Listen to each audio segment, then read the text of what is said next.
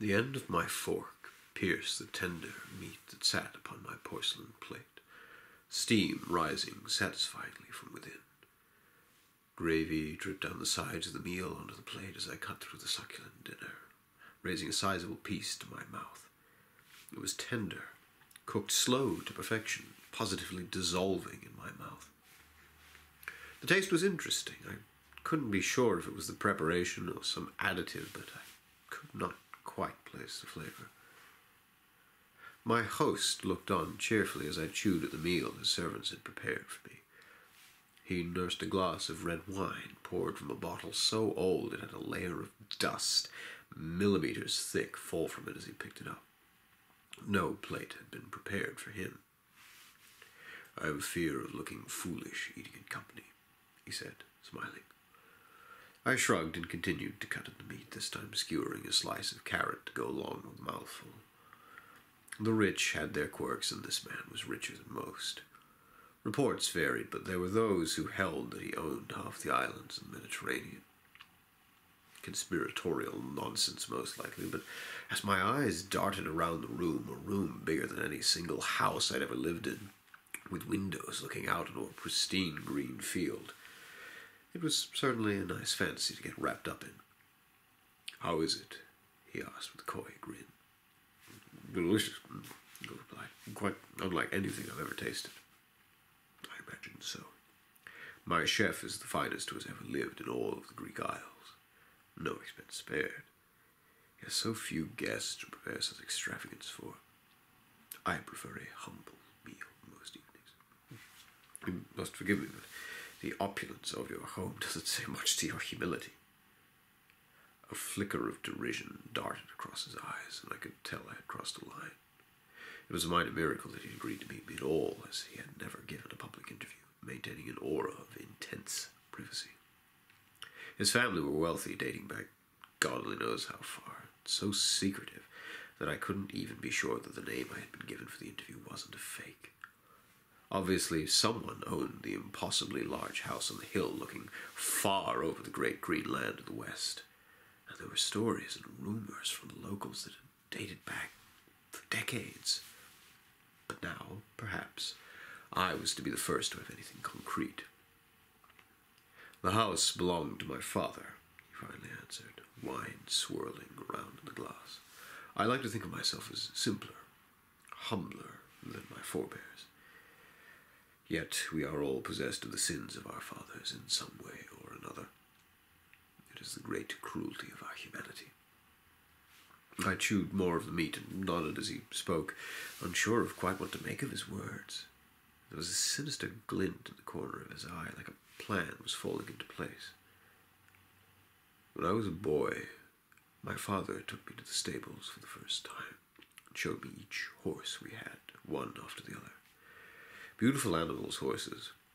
There were 8 in the stables then, Arabians all, gleaming coats, dark eyes, long, flowing manes. Remarkable creatures. He held me up to a white mare to pat her nose. I was only small then, so excited to see a horse so close. I rubbed her gently across the nose, her soft breath tickling my paw. He paused for a moment to sip from his wine, looking now through the window of the vast green valley behind us. I didn't know what to make of this story, so I just kept chewing at my dinner and listened as closely as I could. Then I felt the pain, a jolt of agony through my fingers as that damn beast bit down on the ends of my index and middle fingers. I cried like a raving madman, more shocked than truly damaged.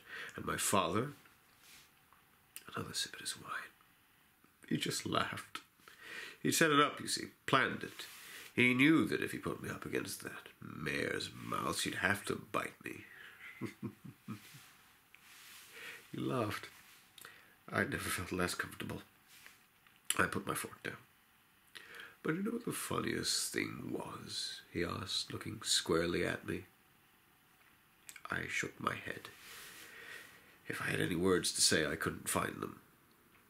He snapped his fingers, and a door behind me opened. A sound, unlike anything I'd ever heard, tore through the ambiance of the room, a guttural growl, a braying, wheezing sound. From the darkness within stepped a horse, a black stallion, quite removed from any horse I'd seen in a picture book. He was sleek, short-muscled, his hooves ended in sharp points as though he had tried to develop claws.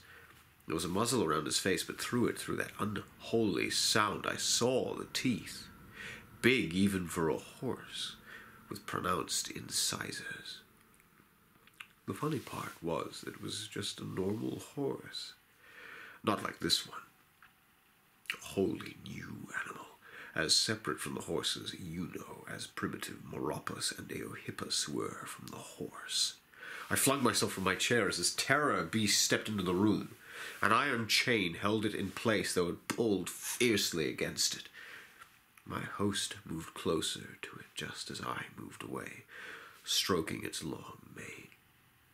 There was a fire in the animal's deadly black eyes, not hatred, but an instinctual, merciless hunger. Do you know of Diomedes? I shook my head, trembling at the sight of this madness. He was, many thousands of years ago, the king of Thrace. A myth, some say, unsubstantiated rumor. They say he owned 3 mares that fed on flesh, that the son of Zeus had to take as part of his 12 labors. Well, I can't speak for Heracles or for Zeus, but I can speak for Diomedes. He was my ancestor. He moved slowly from the braying, grunting horse to where my plate sat unfinished. He placed it at the horse's hooves as one might place a dish before a dog. With great care he took the muzzle from the mouth of the horse, and it snapped at him, inches from his face. He stared down the beast, undaunted, and the creature lowered its head towards the plate at its feet, and tore the leftover lumps from my plate, greedily. Thousands of years of selective breeding passed down from father to son, from the original mares that Heracles stole until now. Diomedes' mares were nominally flesh-eaters for no other reason than that he starved them of hay. They died young, unable to sustain the diet. But a horse can birth early, or rather, young. So you raise each new foal to feast on flesh little by little. The bulk of them suffer, their stomachs not accustomed to such unnatural diet. But over time, centuries of work, they become used to it. Then you make it their only diet, not merely a compensation for not holding their diet. The foals eat the meat younger and younger, suffering less each time. As the horse slurped the last chunks of meat from my plate, he carefully slid the muzzle back across its mouth, careful not to touch the teeth. It did not depart back into the room behind us, but stood there with us, panting in dissatisfied hunger. Soon the whole body changes, inside and out. Once the stomach understands the need for flesh, it learns from where flesh is found. Mothers tearing newborn foals, stallions murdering each other in single combat to consume their rivals. They become almost like lions in their way. They become predators. They become the greatest predators of our age. I stood slack-jawed at the sight of this horror. This is a trick. It has to be. Nothing about this makes sense.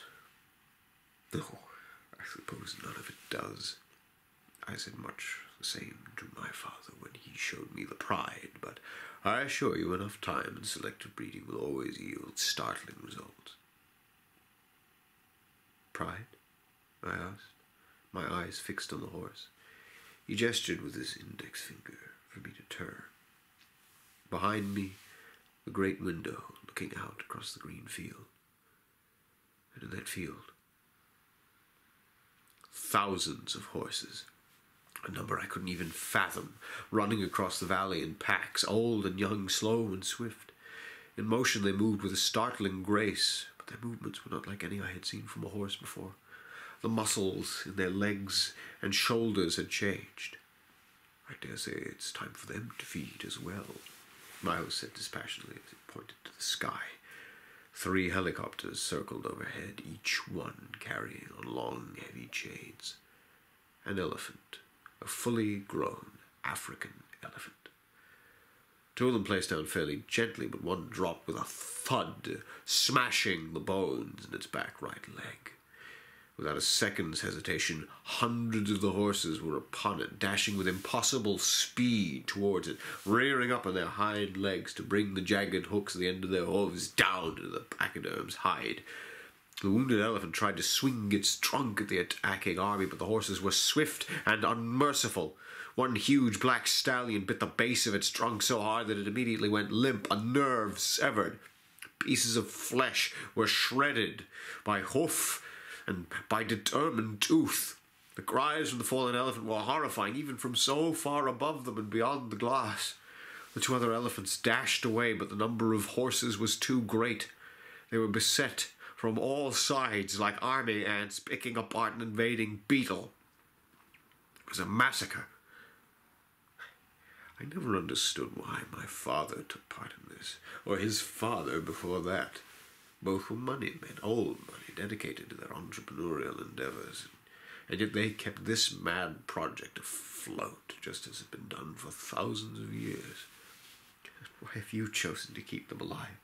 I asked through gritted teeth and fierce sweat dripping down my face.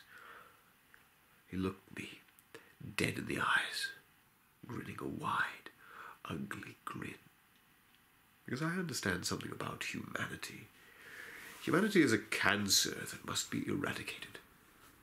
Look at what we did to these horses for thousands of years, thousands of generations, all for what? Because it was family tradition? And we have done far worse to other beasts and birds as well. We are extinction made manifest. I think it is fitting that I have the means now to send us to our ends. The horses shall march across all the world and feed upon every lost human being they find. And if they should kill my beasts, well, at least then my father's work will at last be over. The horse breathed heavily in the room. Its eyes burned furiously. They love the flesh of humans, you know. The elephants provide the bulk of their diet, but they do so love the taste of a well-prepared person. It's all that the chef prepares for them. I stared at him in disbelief.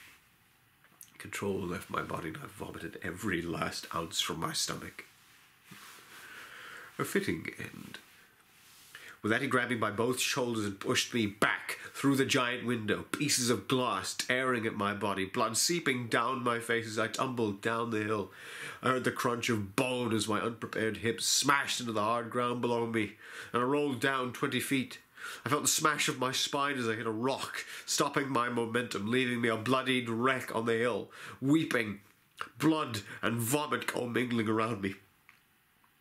I looked back up at the house, my eyes barely adjusting to the sunset light through tears and blood. There at the window stood the horse, the chain detached, the muzzle gone. Even from so far away, I could see the look in its eyes, the hunger. It leaped from the window, and it ran